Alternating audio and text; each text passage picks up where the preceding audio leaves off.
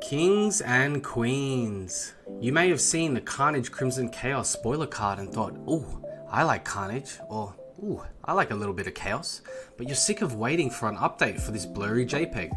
Well, then hang in tight later in this deck for what I'm about to share your way.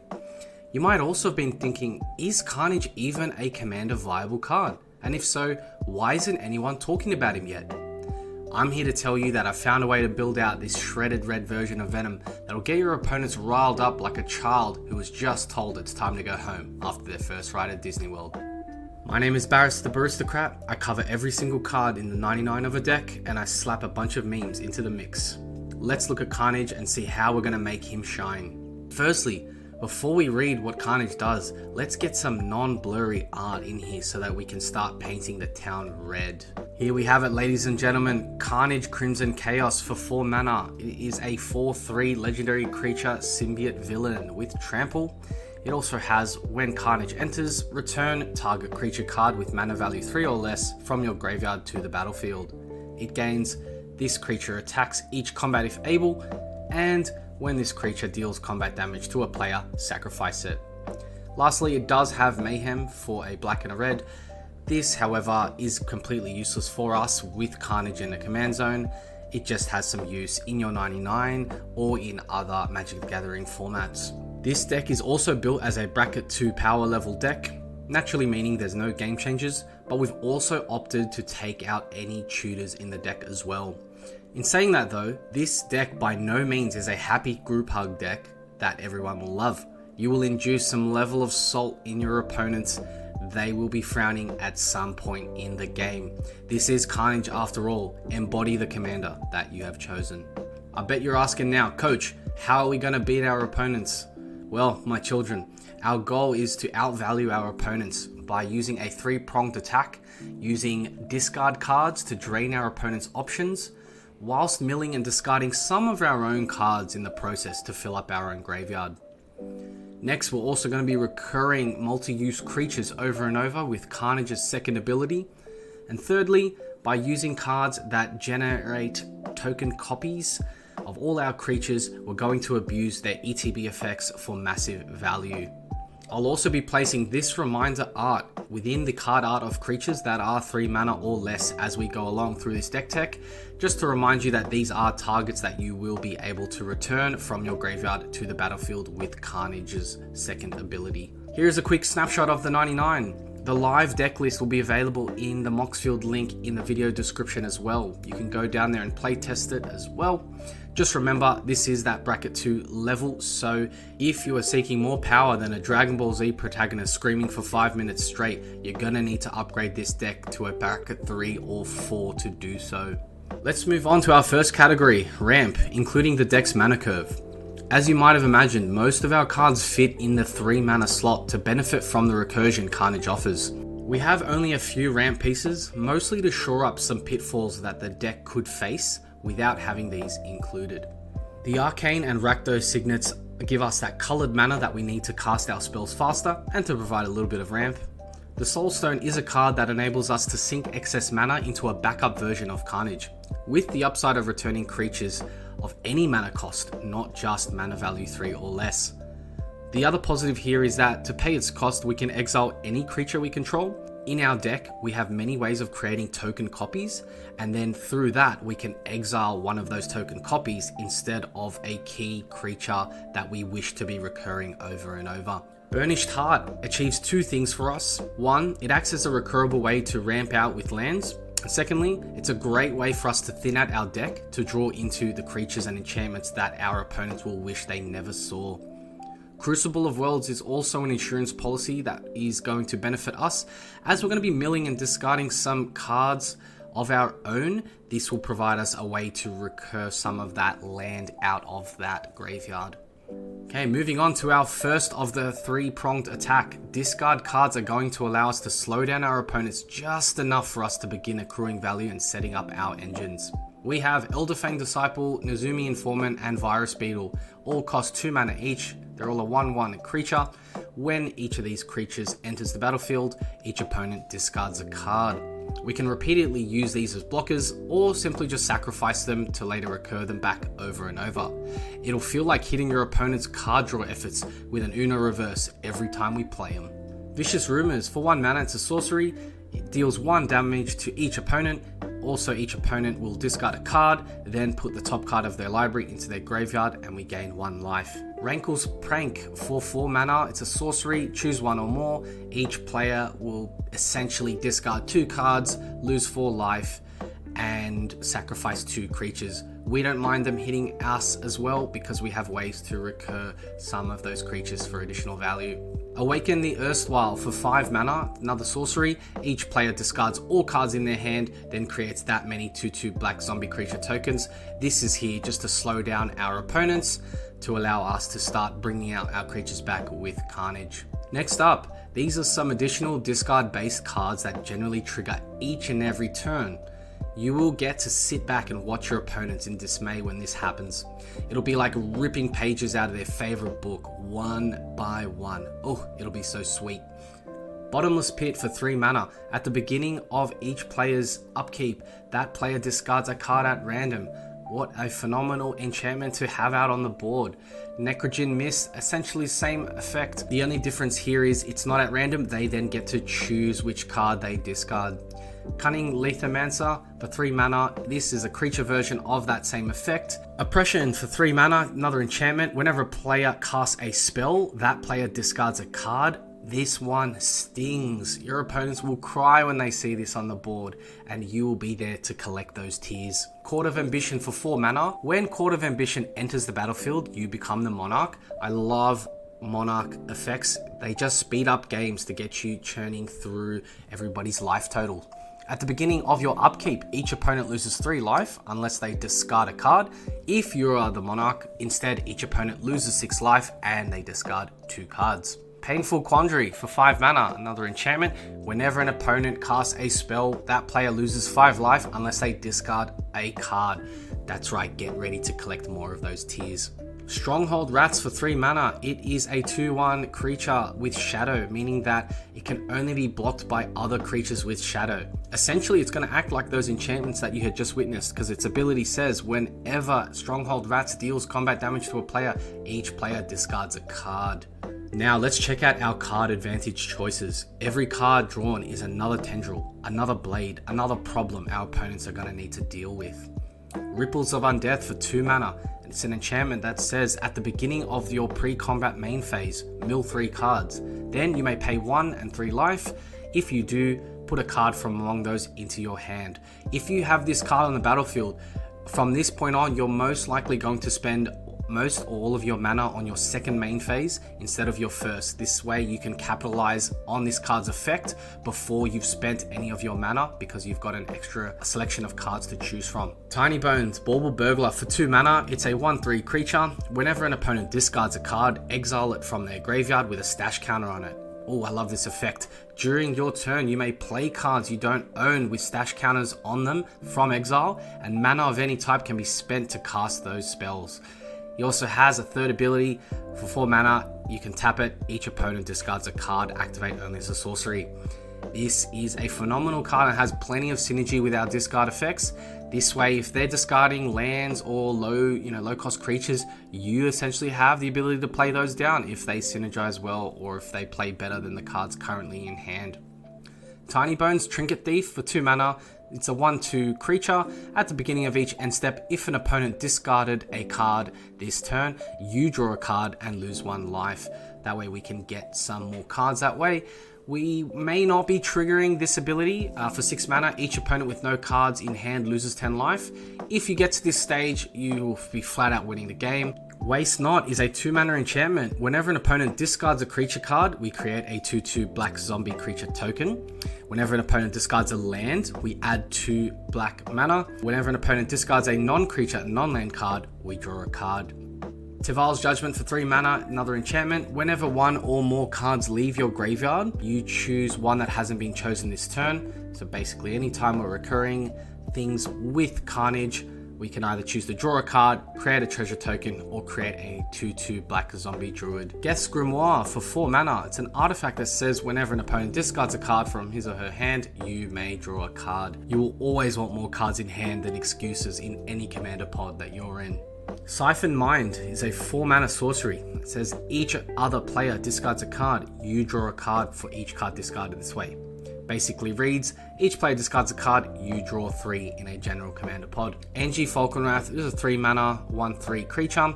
With haste, you can tap it to discard a card to draw a card.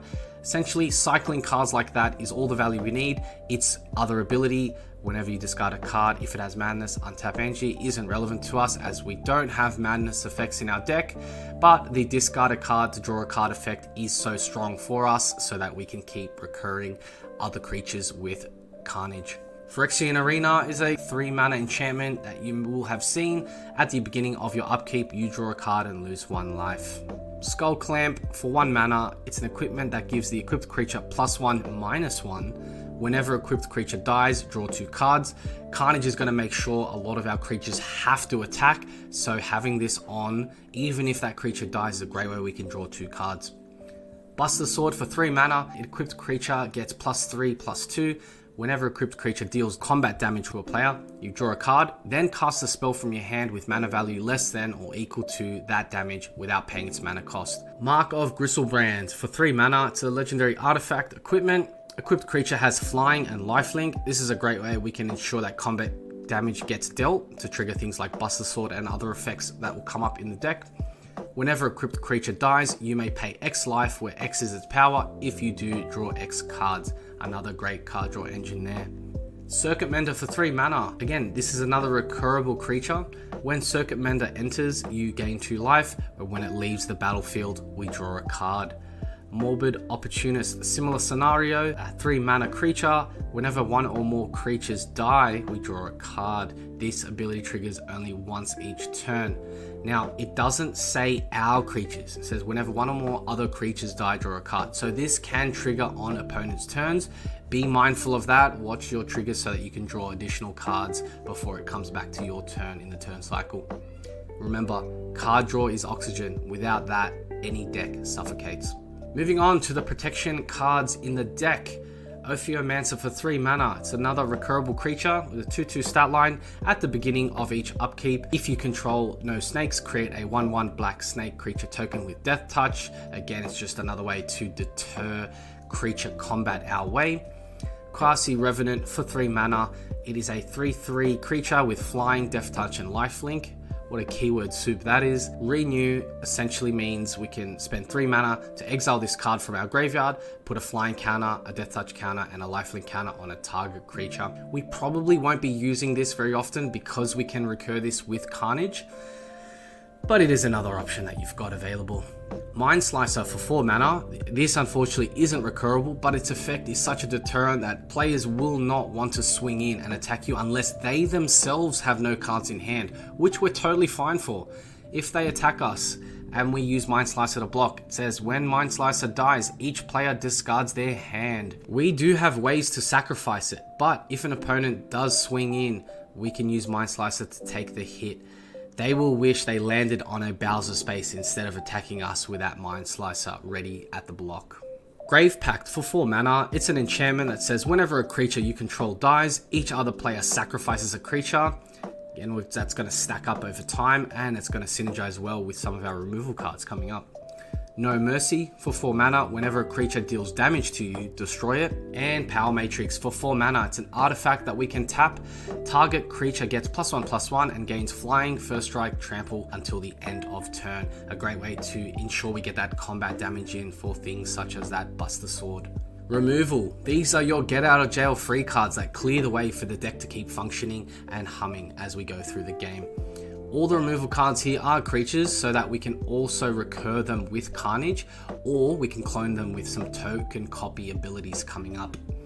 Accursed Marauder, Fleshbag Marauder, and Plaguecrafter. They are low cost creatures that essentially enter the battlefield and force each player to sacrifice a creature. Plaguecrafter is a little bit different though. It allows people to sacrifice a creature or planeswalker, but each player who can't discards a card. This is a great way for us to clear opponents' boards of any of those pesky creatures that are never swinging out.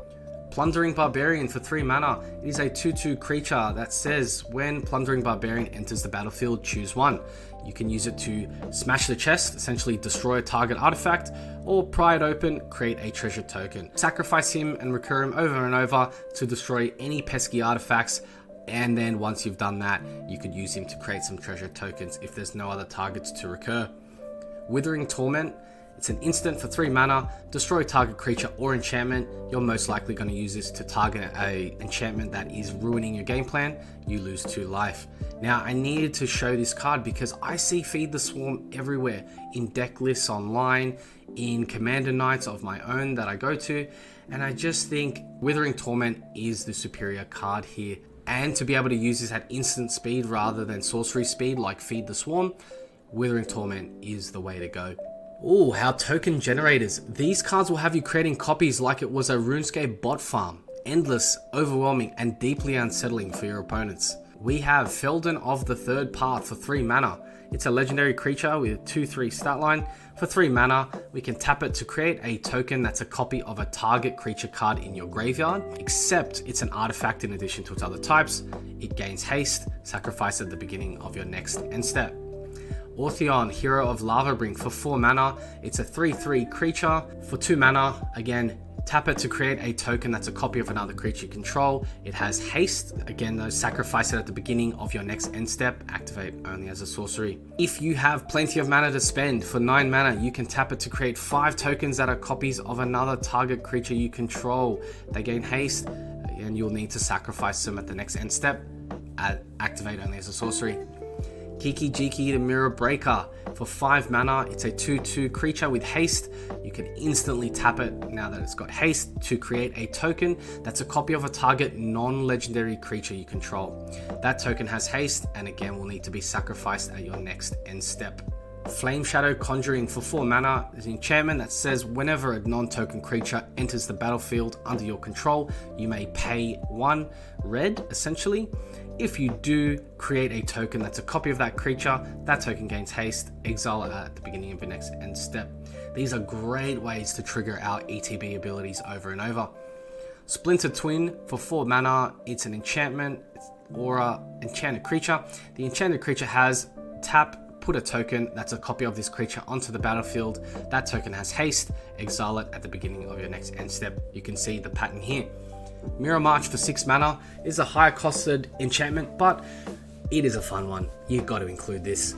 Whenever a non-token creature enters the battlefield under your control, flip a coin until you lose a flip. For each flip you won, create a token that's a copy of that creature. Those tokens gain haste. Exile them at the beginning of your next end step. If your brain sometimes has 1% battery life like mine does after a long day at work before your local Commander night, I highly recommend using these glass counters on the right to track the 2 main sacrifice triggers in this deck. The red counters can be used to track creatures returned by Carnage. Essentially, these need to attack each turn and they then need to be sacrificed if they deal combat damage to a player. The black counters can be used to track any token copies that need to be sacrificed at the beginning of the next end step, including those cards that I've just mentioned. This is because there are cards that I'm about to show you that simply make token copies that stick around.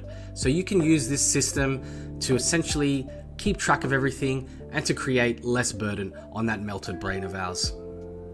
Blade of Selves is a 2 mana equipment that says equipped creature has Myriad. The equip cost is 4, but its ability is incredible. To be able to essentially get 3 extra ETBs off a creature, whether that's making opponents sacrifice creatures or creating further copies, you can do some pretty crazy things with this once you can equip and attack. Lithoform Engine for 4 mana. It's a legendary artifact that gives you multiple modes. You can either spend 2, 3, 4 mana to copy activated or triggered abilities we control, instants or sorcery spells we control, or a target permanent spell to create a token of that. The Master Multiplied for 6 mana. It's a 4/3 creature. It has Myriad himself, and it has the legend rule doesn't apply to creature tokens you control. Triggered abilities you control can't cause you to sacrifice or exile creature tokens you control. This way creatures can stick around and just see what kind of board state we can create. Lithoform Engine and the Master Multiplied can really start to amplify that board presence. These are really here to see what kind of chaos you can amass on your board, right? It's in his name, Carnage, Crimson Chaos, not Carnage, Crimson Netflix and Chill. Utility. These 7 cards did not have a direct home in any other category, but these can go as hard as Guile's Street Fighter 2 theme when you've got 1 life and a dream. Dorothy Voidwalker for 2 mana is a 3/2 creature with Shadow. If a card would be put in an opponent's graveyard from anywhere, exile it instead with a void counter. You can tap this to sacrifice this creature, choose one of those exiled cards an opponent owns with a void counter on it. You may play it this turn without paying its mana cost. This essentially acts as another way, just like Tiny Bones, to essentially put a bit of grave hate in our deck for our opponents that may benefit from having those cards in their graveyards. Alesha, Who Laughs at Fate, is a 3 mana legendary creature. It's a 2/2 body with first strike. Whenever Alesha attacks, put a +1/+1 counter on it. Alesha also has Raid. At the beginning of your end step, if you attack this turn, return target creature card with mana value less than or equal to Alesha's power from your graveyard to the battlefield. This is essentially a backup Carnage, but it also has the ability to recur creatures larger than, or creatures essentially that have a mana cost larger than 3. This can also take some heat off Carnage, as it is a second way for us to recur our key pieces from our graveyard. Next up, we've got a few artifacts. For 3 mana, we have the Peregrine Dynamo. It's a 1/5 artifact creature with haste. For 1 mana, we can tap it to copy a target activated or triggered ability we control from another legendary source that's not a commander, Alesha being a great example that we just covered. You may choose new targets for the copy. Roaming Throne for 4 mana. It is an artifact creature with a 4/4 body and ward 2. We select a creature type. Roaming Throne is the chosen type in addition to its other types. If a triggered ability of another creature we control of the chosen type triggers, it triggers an additional time. You may simply select Symbiote or Villain to trigger Carnage's ability. We also have 8 humans and 7 rogues in this deck, so if you've pulled a few of those already and they're in play, you may prefer to choose those instead. Totally up to you. This card has some flexibility there. Conjurer's Closet for 5 mana. It's an artifact that says at the beginning of your end step, you may exile target creature you control, then return that card to the battlefield under your control. This allows us to re-trigger any particular ETBs that we'd love to see, just that extra time. We also have Junk Diver for 3 mana. It's an artifact creature. It's a 1/1 bird with flying. Whenever Junk Diver dies, return another target artifact from your graveyard to the hand. This is a way we can recur those artifact creatures, but also artifacts that we might have accidentally discarded or milled. Gutless Plunderer for 3 mana. It is a 2/2 creature with Death Touch. So again, it's another body on the board to deter our opponents. It has the Raid ability. When this creature enters, if you attack this turn, look at the top 3 cards of your library. You may put one of those back on top of your library, put the rest in your graveyard. Great way to fill our graveyard with creatures that we want to recur with Carnage. Now we have some game closers. These are here to really push to the end. Zulaport Cutthroat for 2 mana. It's a 1/1 creature. Whenever a Zulaport Cutthroat or another creature you control dies, each opponent loses 1 life and you gain 1 life. Ayara, First of Locthwain for 3 mana. It's a legendary creature with a 2/3 body. Whenever Ayara or another black creature enters the battlefield under your control, each opponent loses 1 life and you gain 1 life. About 80% of your deck are black creatures, so this will trigger for most of them. You can also tap Ayara to sacrifice another black creature to draw a card, furthering our card advantage options. Perforos, God of the Forge for 4 mana. It's a legendary enchantment creature with a 6/5 body. It's indestructible. As long as your devotion to red is less than 5, Perforos is not a creature. Whenever another creature enters the battlefield under your control, Perforos deals 2 damage to each opponent, and you can also buff your creatures up by spending 3 mana to give them +1/+0 until end of turn. These creatures are going to really chip away at your opponents when you have those abilities like Myriad, or the ways to recur, or the ways to create tokens that need to be sacrificed at the end of your end step. We also have two massive game closers here. Torment of Hailfire, X black black is a sorcery. Repeat the following process X times. Each opponent loses 3 life unless that player sacrifices a non-land permanent or discards a card. Grey Merchant of Asphodel, it is a favorite for many black players. For 5 mana, it's a 2/4 creature zombie. When Grey Merchant of Asphodel enters the battlefield, each opponent loses X life, where X is your devotion to black. You also then gain life equal to the life lost this way, and that is for each player that lost life essentially. Now, having 35 lands in this deck is a lot lower than my usual deck builds, but with Carnage and the way this deck's curve has been built, we generally don't have trouble hitting our land drops each turn. We have Rogue's Passage. It's a land that generates a colorless mana. You can spend 4 to tap it and make a target creature unblockable. This is a great way to close out the game if we are 1 attack away from knocking out an opponent. Midgar, City of Marco, it is a land, but if you choose to, play it for its sorcery side, which is called Reactor Raid. For 3 mana, you may sacrifice a creature or artifact. If you do draw 2 cards, it then says exile this card and you can play it for the land side later from exile. It does come in tapped however, but this essentially allows you to get both uses of the card. Shizo, Death's Storehouse, legendary land, comes in untapped, so you can tap it to add a black land. You can also spend a black mana and tap it to make a target legendary creature gain fear until the end of turn. Another way to essentially give it some evasion. Susur Secundi, Void Altar. It is a land planet, one of the new ones from Edge of Eternities. This land enters taps for a black mana, but it has the station ability down there. If we can station it with 12 charge counters, we can spend 2 mana to tap it, pay 2 life, sacrifice a creature, draw cards equal to the sacrificed creature's power. A great card engine to have there if we've got creatures that have some downtime that we can tap to get some charge counters on it. Phyrexian Tower, essentially you can tap it to add 1 land, but for a lot of those creatures that will get sacrificed in the end step, you instead can sacrifice one of those for 2 black mana instead. Eden, Seat of the Sanctum, is a land that taps for a colorless, but we can spend 5 mana, tap it to mill 2 cards, then you may sacrifice this land. When you do, return another permanent card from your graveyard to your hand.